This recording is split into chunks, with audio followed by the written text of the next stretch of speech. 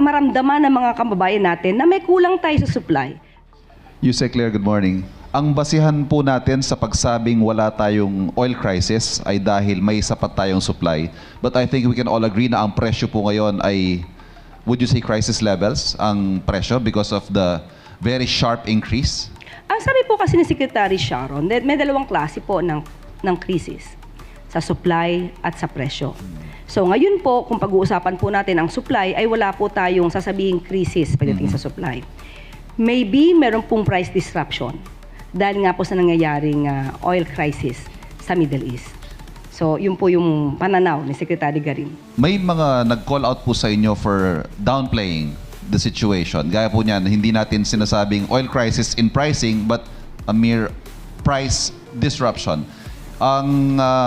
May mga nagsasabi po na mas maganda siguro sabihin ng gobyerno ang tunay na sitwasyon and not downplay. How do you respond to that? Wala naman tayong hindi na downplay. Ito po kasi yung totoong sitwasyon. Nagsusumika po ang pamahalaan sa utos ng Pangulo na dapat hindi magkulang ang supply ng produktong petrolyo. Lahat ginagawa. Nandiyan na rin po ang pagbibigay ng tulong ng DSWD, nandiyan po ang pagtatrabaho ng DOE, pati po ng DA at ibang ahensya. Isama na po natin ang DSWD. So in other words, ayaw po na maramdaman ng mga kababayan natin na may kulang tayo sa supply. Kumpleto po ang supplies natin sa crudo, sa oil, sa fuel, pati po sa pagkain.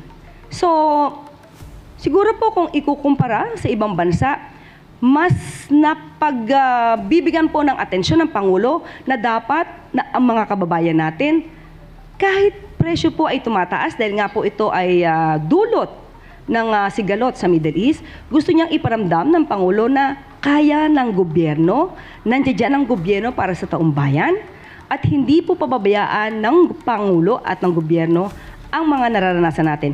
Pero, katulad ng sinabi niya sa kanyang mensahe, tayo po ay magtulungan. Kung may kailangan matipid, kailangan magtipid.